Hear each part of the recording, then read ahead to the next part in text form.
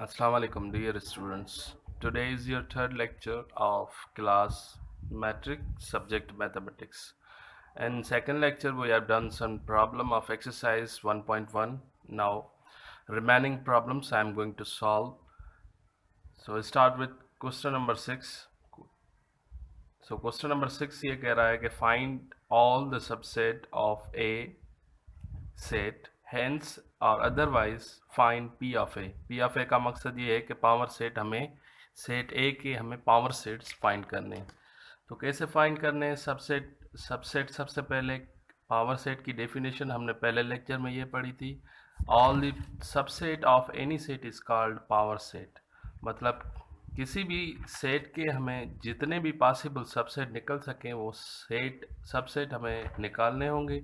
उसके बाद उन सारों सबसेटों को हमें एक पावर सेट की फॉर्म में रखना होगा। तो सबसे पहले क्या करेंगे? सेट के सबसेट निकालेंगे। सबसेट इस सेट के निकालने हमें ए सेट की क्या हमें सबसेट निकालने। तो सबसे पहले शुरुआत करेंगे नल सेट से। नल सेट हमारे पास है। सबसे पहले इस सेट में से नल सेट निकलेगा। नल सेट हर सेट का प्रॉपर सबसेट होता है। उसके बाद हम निकालेंगे ए सेट, उसके बाद हम बी सेट निकालेंगे, उसके बाद अलहदा सी सेट निकाला, उसके बाद डी सेट निकाला। उसके बाद दोनों दो दो एलिमेंट्स हम कंपेयर करें, दो सेट निकालेंगे। ए बी हमने निकाला। उसके बाद ए और सी हमने निकाला। उसके बाद ए डी निकाला। उसके बाद बी सी बिल्कुल निकाला।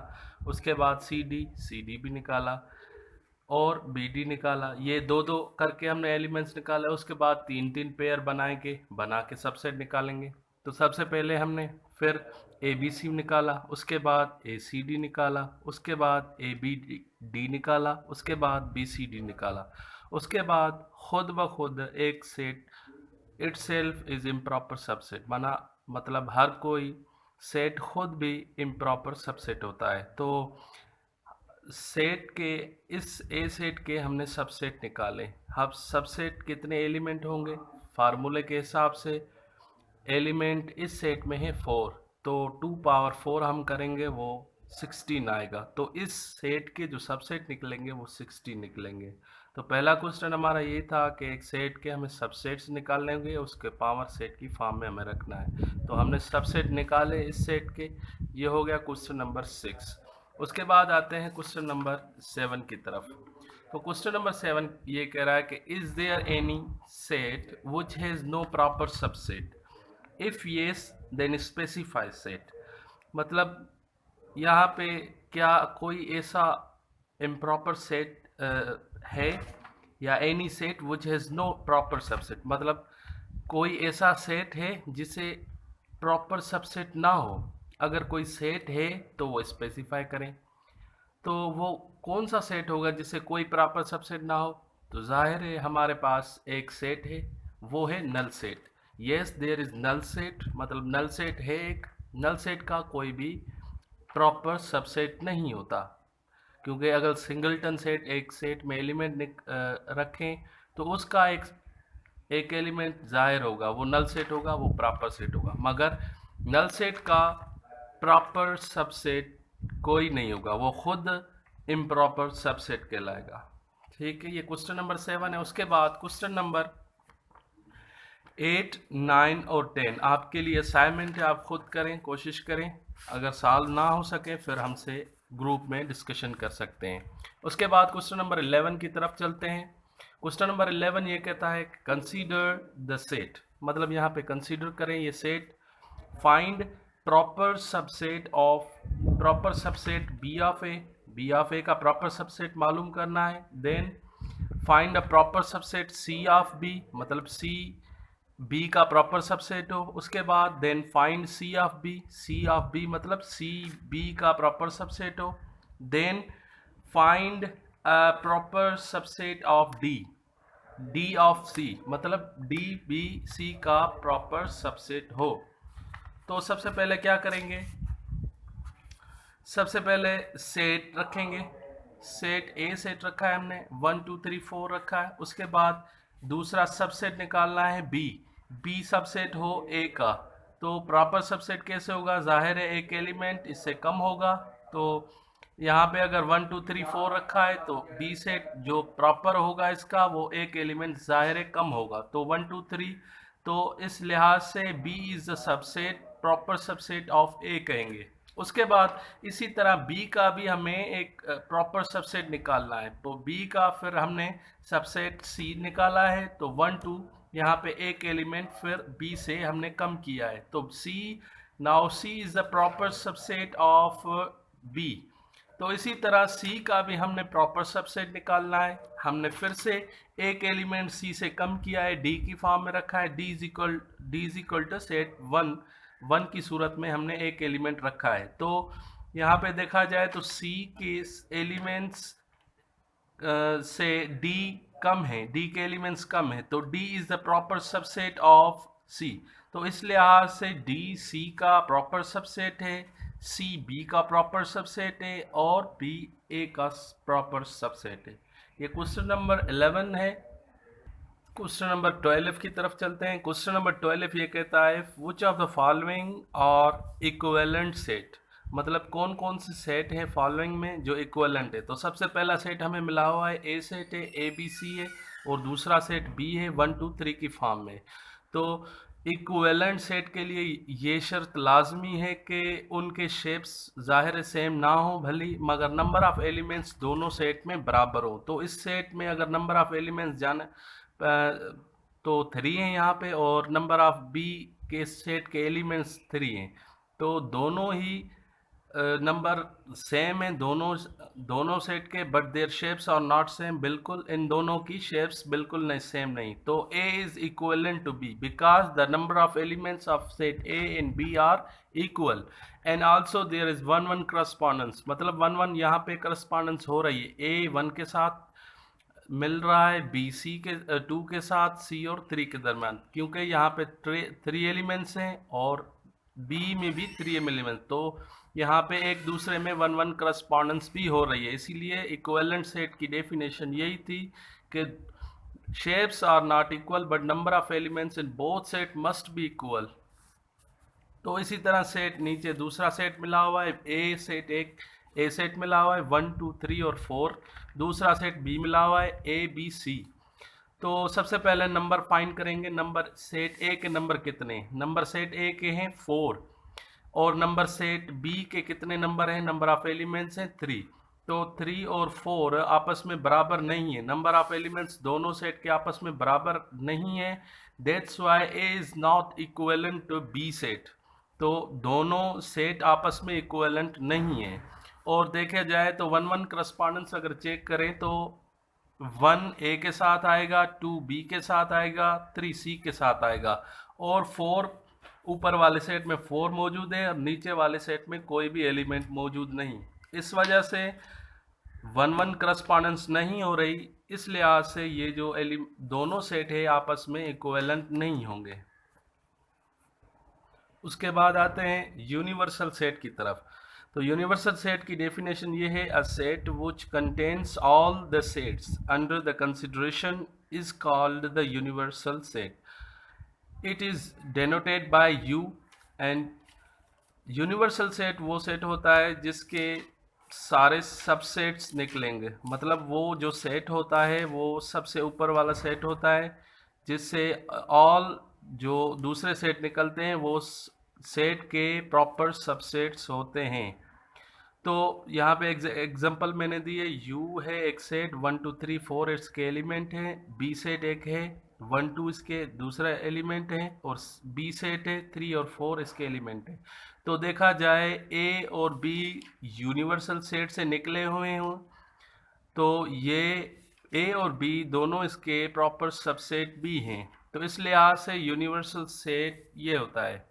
उसके बाद हमने प्रॉपर्टीज ऑफ यूनियन, प्रॉपर्टीज हमने पढ़नी है, यूनियन और intersection of 2 set and 3 sets.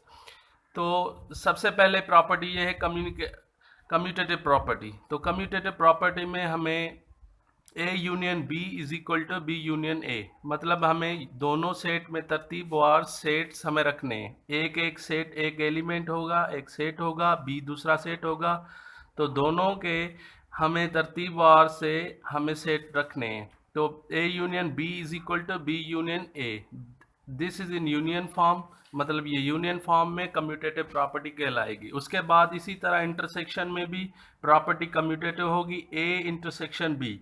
Intersection का मतलब एक जैसे कॉमन एलिमेंट्स हो वो हमें बाहर रखने हो, दोनों साइड अगर बराबर आ जाएं तो वो इंटरसेक्शन इन कम्यूटेटिव प्रॉपर्टी कहलाएगी। इसी तरह आगे दूसरी प्रॉपर्टी है एसोसिएटिव प्रॉपर्टी। एसोसिएटिव प्रॉपर्टी है A union bracket B union C. तो सबसे पहले यहाँ पे बी यूनियन सी हल करेंगे, उसके बाद ए यूनियन करेंगे, ए के साथ जो जवाब आएगा उसको यूनियन करेंगे। इसी तरह इस साइड भी A union B union C, तो ए यूनियन बी यूनियन हल करेंगे, फिर से अगर जो जवाब आएगा उसको यूनियन सी से हल करेंगे। तो ये यूनियन के लिहाज से एसोसिएटिव प्रॉपर्टी होगी। इसी तरह इंटरसेक्शन में भी होगी प्रॉपर्टी यही, B union B intersection C intersection A. तो सबसे पहले बी इंटरसेक्शन सी हल करेंगे, उसके बाद ए इंटरसेक्शन ए के साथ इंटरसेक्शन करेंगे लेफ्ट हैंड की तरफ। इसी तरह राइट हैंड की तरफ भी ऐसे ही करेंगे, ए इंटरसेक्शन बी पहले मालूम करेंगे, उसके बाद जो जवाब आएगा उसको इंटरसेक्शन करेंगे सी के साथ। दोनों अगर बराबर आ जाएं तो एसोसिएटिव प्रॉपर्टी होगी इंटरसेक्शन के लिहाज से। तो इसी तरह एक और प्रॉपर्टी है आगे डिस्ट्रीब्यूटिव प्रॉपर्टी। डिस्ट्रीब्यूटिव प्रॉपर्टी मतलब विरासत। यहाँ पे हमने ए यूनियन बी और B intersection C is equal to A union B union A intersection C. यहाँ पे दो प्रॉपर्टीज, दो सिस्टम है यहाँ पे, एक यूनियन भी है और दूसरी इंटरसेक्शन भी है। तो सबसे पहले यहाँ पे इंटरसेक्शन सॉल्व करेंगे, इसी तरह का यहाँ यूनियन सॉल्व करेंगे, फिर दोनों की आपस में यूनियन करेंगे। इसी तरह लेफ्ट हैंड साइड भी ऐसा ही करेंगे, बी इंटरसेक्शन सी मालूम करेंगे, उसके बाद यूनियन कराएंगे, यूनियन होगी ए के साथ। तो ये प्रॉपर्टी डिस्ट्रीब्यूटिव होगी यूनियन ओवर इंटरसेक्शन। इसी तरह दूसरी प्रॉपर्टी है, ऊपर वाली थी यूनियन ओवर इंटरसेक्शन और नीचे वाली है इंटरसेक्शन ओवर यूनियन। ये डिस्ट्रीब्यूटिव प्रॉपर्टी है नीचे वाली, distributive property intersection over union. तो A intersection B union C, तो इसी तरह बी यूनियन सी सॉल्व करेंगे, उसको इंटरसेक्शन करेंगे ए से लेफ्ट हैंड साइड, और right hand side A intersection B करेंगे, फिर ए यूनियन सी करेंगे, उसके बाद दोनों को आपस में इंटरसेक्शन करेंगे। तो डिस्ट्रीब्यूटिव प्रॉपर्टी हो जाएगी ये इंटरसेक्शन ओवर यूनियन। तो चलते हैं आगे। तो अब चलते हैं डिमॉर्गन लॉ की तरफ। डिमॉर्गन लॉज होते हैं मैट्रिक क्लास के मोस्ट इम्पॉर्टेंट क्वेश्चन जो एग्जाम में आता है बोर्ड में। तो सबसे पहला लॉ है A union B whole complement is equal to A complement intersection B complement. इसी तरह ना सेकेंड लॉ भी ऐसा ही है, इसका अपोजिट है, A intersection B whole complement is equal to A complement union B complement. दोनों लॉज डिमॉर्गन लॉज कहलाते हैं, क्योंकि ये डिमॉर्गन ने दोनों लॉज दिए थे, इसीलिए इन दोनों लॉज का नेम जो है डिमॉर्गन लॉ है। तो डिमॉर्गन लॉ फर्स्ट मैं सॉल्व करूंगा और सेकंड आपके लिए असाइनमेंट आप खुद करें। तो सबसे पहले चलते हैं फर्स्ट लॉ ऑफ डिमॉर्गन की तरफ। तो लेट यू, यहाँ पे यू मैंने एक सेट दिया है, सपोज करके आप खुद भी कोई ना कोई सेट ले सकते हैं। यू भी अपनी मर्जी से ले सकते हैं, ए सेट भी अपनी मर्जी से ले सकते हैं, बी भी अपनी मर्जी से ले सकते हैं, वो आपकी मर्जी है, मगर हमें प्रूव करना है De Morgan law both sides equal है या नहीं है। तो verify De Morgan law. De Morgan law कैसे वेरीफाई करेंगे? सबसे पहले लॉ रखेगा A union B whole complement is equal to A complement intersection B complement. तो सबसे पहले ए यूनियन बी हमें सॉल्व करनी है। A union B, A union सबसे पहले ए सेट रखा है, उसके एलिमेंट्स रखे, फिर यूनियन की है, उसके बाद बी सेट एलिमेंट रखें। तो यूनियन मकसद तरतीब और हमने सेट रखना है, तो 1 2 3 आ गया। तो उसके बाद है ऊपर लेफ्ट हैंड साइड की तरफ कॉम्प्लीमेंट। तो यूनियन ए यूनियन बी कर लिया, उसके बाद हमें कॉम्प्लीमेंट हल करनी है। कॉम्प्लीमेंट कैसे हल करेंगे? यू में से जो जवाब आया इसको सब्ट्रैक्ट करेंगे, तो u minus a union b, तो सबसे पहले सेट रखा है u वाला, उसके बाद माइनस अपनी जगह पे, a यूनियन b का जो जवाब आया है वो अपनी जगह पे रखा है। तो अगर यहाँ पे सब्ट्रैक्ट करेंगे तो 1 1 में सब्ट्रैक्ट हो जाएगा, 2 2 में हो जाएगा, 3 3 में हो जाएगा, तो जवाब में बचेगा कोई भी सेट नहीं होगा। तो इसी लिहाज से a union b whole complement null set के बराबर आ जाएगा। तो लेफ्ट हैंड साइड का हमें जो जवाब आया है वो नल सेट आया है। तो इसी तरह हम राइट हैंड साइड की तरफ बढ़ते हैं। राइट हैंड साइड में था A complement intersection B complement. सबसे पहले ए कॉम्प्लीमेंट हम मालूम करेंगे। ए कॉम्प्लीमेंट का मकसद फिर से u माइनस ए करेंगे। u सबसे पहले u का सेट रखा, माइनस की, उसके बाद a सेट रखा, तो 1 और 1 कैंसिल हो गया आपस में, 2 और 2 कैंसिल हो गया, तो 3 बच गया यहाँ पे। तो a कॉम्प्लीमेंट का जो जवाब आ गया वो 3 आ गया। तो इसी तरह b कॉम्प्लीमेंट भी सॉल्व करेंगे। b complement u minus b करेंगे। u का सबसे पहले सेट रखा, उसके बाद माइनस रखी, उसके बाद फिर b का सेट रखा। तो यहाँ पे देखा जाए तो 2 2 आपस में कैंसिल होंगे, 3 3 भी कैंसिल होगा, तो पहले सेट में जो एलिमेंट बच गया वो 1 होगा। वो जवाब है b कॉम्प्लीमेंट का। अब a कॉम्प्लीमेंट हमने हल कर लिया, b कॉम्प्लीमेंट हल कर लिया, दोनों को आपस में इंटरसेक्शन करना है। तो इंटरसेक्शन कैसे करेंगे? इंटरसेक्शन मतलब कॉमन एलिमेंट्स। तो a का जवाब रखा सबसे पहले और बीच में इंटरसेक्शन की नोटेशन दी, उसके बाद b कॉम्प्लीमेंट रखा, उसका जवाब रखा। दोनों में अगर देखा जाए, दोनों सेट में कोई भी एलिमेंट कॉमन नहीं है, तो जो जवाब आएगा नल सेट आएगा। तो देखा जाए तो राइट हैंड साइड का जवाब भी नल सेट आ गया, लेफ्ट हैंड साइड का हमने ऊपर कर लिया, वो भी नल सेट जवाब आएगा। तो hence left hand side and right hand side both are equal.